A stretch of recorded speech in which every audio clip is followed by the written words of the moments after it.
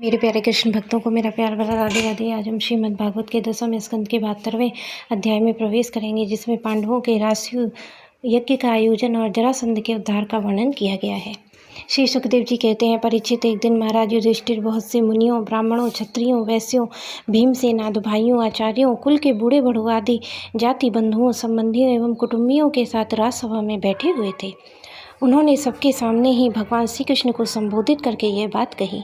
धर्मराज युधिष्ठिर ने कहा, गोविंद, मैं सर्वश्रेष्ठ राजसूय यज्ञ के द्वारा आपका और आपके परम पावन विभूति स्वरूप देवताओं का यजन करना चाहता हूँ।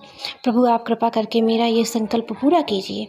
कमलनाभ, आपके चरण कमलों की पादुकाएं समस्त अमंगलों को नष्ट करने वाली हैं। लोग निरंतर उनकी सेवा करते हैं, ध्यान और स्तुति करते हैं। वास्तव में वे ही पवित्र आत्मा हैं। वे जन्म मृत्यु के चक्कर से छुटकारा पा जाते हैं, और यदि वे सांसारिक विषयों की अभिलाषा करते हैं तो उन्हें उनकी भी प्राप्ति हो जाती है। परंतु जो आपके चरण कमलों की शरण ग्रहण नहीं करते हैं, उन्हें मुक्ति तो मिलती ही नहीं है, सांसारिक भोग भी नहीं मिलते। देवताओं के भी आराध्य देव, मैं चाहता हूँ कि संसार के लोग आपके चरण कमलों की सेवा का प्रभाव देखें। प्रभु, कुरुवंशी और संजयवंशी नरपतियों में जो लोग आपका भजन करते हैं और जो नहीं करते हैं, उनका अंतर आप जनता को दिखला दीजिए। प्रभु, आप सबके आत्मा समदर्शी और स्वयं आत्म आनंद के साक्षात्कार हैं, स्वयं ब्रह्म हैं। आप में ये मैं है और ये दूसरा स्थान, ये अपना है, ये पराया है, इस प्रकार का भेदभाव नहीं है। फिर भी जो आपकी सेवा करते हैं उन्हें उनकी भावना के अनुसार फल मिलता है। ठीक वैसे ही जैसे कल्प वृक्ष की सेवा करने वालों को उस फल में नहीं जो न्यूनता अधिकता होती है, और वह जो न्यून अधिक सेवा के अनुरूप ही होती है, इसी से आप में विषमता या निर्दयता आदि दोष नहीं आते हैं। भगवान श्री कृष्ण ने कहा, शत्रु विजयी धर्मराज, आप निश्चय ही बहुत ही उत्तम है। राष्ट्रीय यज्ञ करने में समस्त लोगों में आपकी मंगलमयी कीर्ति का विस्तार होगा। राजन, आपका ये महायज्ञ ऋषियों, पितरों, देवताओं, सगे संबंधियों और हमें और कहाँ तक कहें समस्त प्राणियों को अभिष्ट है। महाराज, पृथ्वी के समस्त नरपतियों को जीतकर सारी पृथ्वी को अपने वश में करके यज्ञोचित संपूर्ण सामग्री एकत्रित करके फिर भी इस महायज्ञ का अनुष्ठान कीजिए। महाराज, आपके चारों भाई वायु, इंद्र आदि लोकपाल के अंश से पैदा हुए हैं। वे सबके सब वीर हैं। आप तो परम मनस्वी और संयमी हैं। आप लोगों ने अपने सद्गुणों से मुझे अपने वश में कर लिया है। जिन लोगों ने अपनी इंद्रियों और मन को वश में नहीं किया है, वे मुझे अपने वश में नहीं कर सकते हैं। संसार में कोई से बड़ा देवता भी तेज, यश, लक्ष्मी, सौंदर्य, ऐश्वर्य आदि के द्वारा मेरे भक्त का तिरस्कार नहीं कर सकता है। फिर कोई राजा उसका तिरस्कार कर दे, ऐसी तो संभावना ही क्या है। श्री सुखदेव जी कहते हैं, परीक्षित, भगवान की बात सुनकर महाराज युधिष्ठिर का हृदय आनंद से भर गया और उनका मुख कमल प्रफुल्लित हो गया। तब उन्होंने अपने भाइयों को दिग्विजय करने का आदेश दिया। भगवान श्री कृष्ण ने पांडवों में अपनी शक्ति का संचार करके उनको अत्यंत प्रभावशाली बना दिया। धर्मराज युधिष्ठिर ने संजयवंशी वीरों के साथ सहदेव को दक्षिण दिशा में दिग्विजय करने के लिए भेजा। नकुल को मृत्युस्य देशी वीरों के साथ पश्चिम में और अर्जुन को कैकेयी देशी वीरों के साथ उत्तर में और भीमसेन को मद्र देशी वीरों के साथ पूर्व दिशा में दिग्विजय करने का आदेश दिया।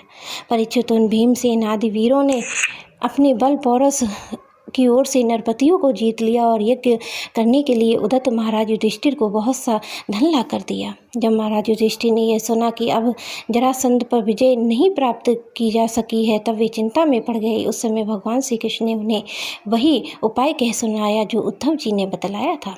परीक्षित, इसके बाद भीमसेन, अर्जुन, भगवान श्री कृष्ण ये तीनों ब्राह्मण का वेश धारण करके गिरिव्रज गए और वहीं जरासंध की राजधानी थी। राजा जरासंध ब्राह्मण भक्तों और गृहोचित धर्मों का पालन करने वाला था। उपयुक्त तीनों क्षत्रिय ब्राह्मण का वेश धारण करके अतिथि के सत्कार के समय जरासंध के पास गए और उससे इस प्रकार याचना की, राजन, आपका कल्याण हो। हम तीनों आपके अतिथि हैं और बहुत दूर से आ रहे हैं। अवश्य ही हम यहाँ किसी विशेष प्रयोजन से ही आए हैं, इसलिए हम आपसे जो कुछ चाहते हैं वे हमें अवश्य दीजिए। तितिक्षु पुरुष क्या नहीं कर सकते हैं, दुष्ट पुरुष बुरा से बुरा क्या नहीं कर सकते हैं, उदार पुरुष क्या नहीं दे सकते हैं, और समदर्शी के लिए पराया कौन है। जो पुरुष स्वयं समर्थ होकर भी इस नाशवान शरीर से ऐसे अविनाशी यश का संग्रह नहीं करता है जिसका बड़े बड़े सत्पुरुष भी गान करें, सच पूछिए जो उनकी जितनी निंदा की जाए थोड़ी है, उसका जीवन शोक करने योग्य है। राजन, आप तो जानते ही होंगे कि राजा हरिश्चंद्र रंतिदेव केवल अन्न के दाने बीन बीन चुनकर निर्वाह करके महात्मा मुदगल, शिबी, बलि, व्याध और कपोत आदि बहुत से व्यक्ति अतिथियों को अपना सर्वस्व देकर इस नाशवान शरीर के द्वारा अविनाशी पद को प्राप्त हो चुके हैं। इसलिए आप भी हम लोगों को निराश मत कीजिए। श्री सुखदेव जी कहते हैं, परीक्षित जरासंध ने उन लोगों की आवाज़, सूरत, शकल और कलाइयों पर पड़े हुए धनुष के की रगड़ से चिन्हों को देखकर पहचान लिया कि ये तो ब्राह्मण नहीं क्षत्रिय हैं। अब वह सोचने लगा कि मैंने कहीं न कहीं इन्हें देखा भी अवश्य है। फिर भी उसने मन ही मन में यह विचार किया कि ये क्षत्रिय होने पर भी मेरे भय से ब्राह्मण का वेश बनाकर आए हैं।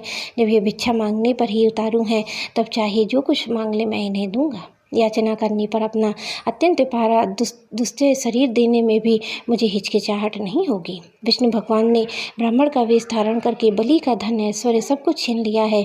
फिर भी बलि की पवित्र कीर्ति सब ओर फैली हुई है और आज भी बड़े लोग उसका आदर से उसका गान करते हैं। इसमें संदेह नहीं है कि विष्णु भगवान देवराज इंद्र राज्य लक्ष्मी बलि से छीन कर उन्हें लौटाने के लिए ब्राह्मण का रूप धारण किया था।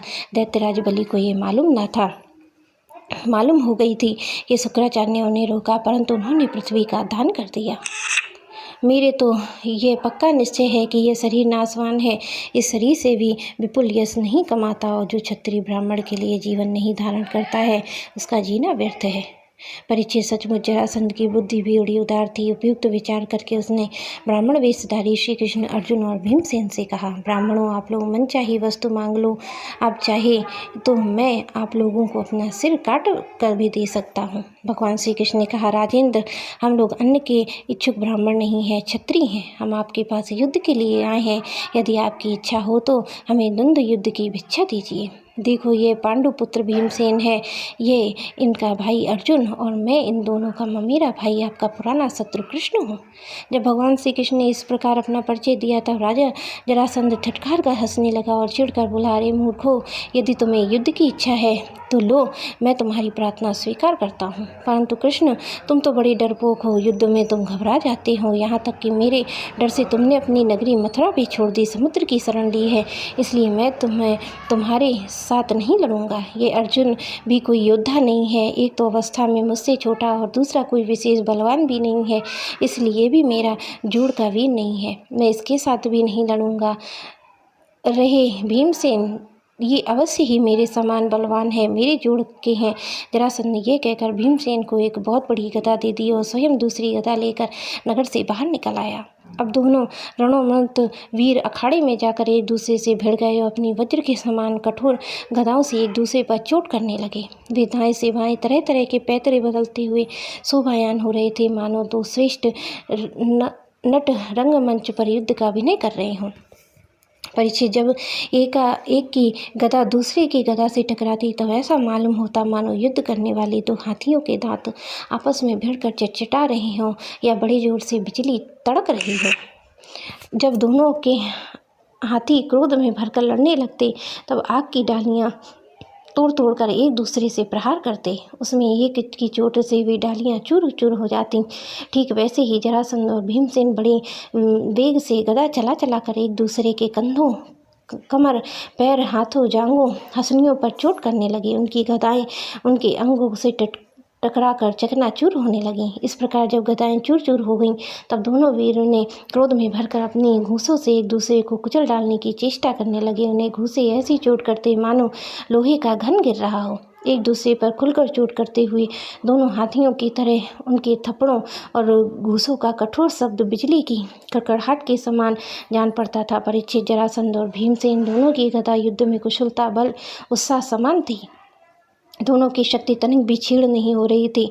इस प्रकार लगातार प्रहार करते रहने पर भी दोनों में किसी की जीत या हार नहीं हुई। दोनों वीर रात के समय मित्र के समान रहते और दिन में छूटकर एक दूसरे से प्रहार करते और लड़ते।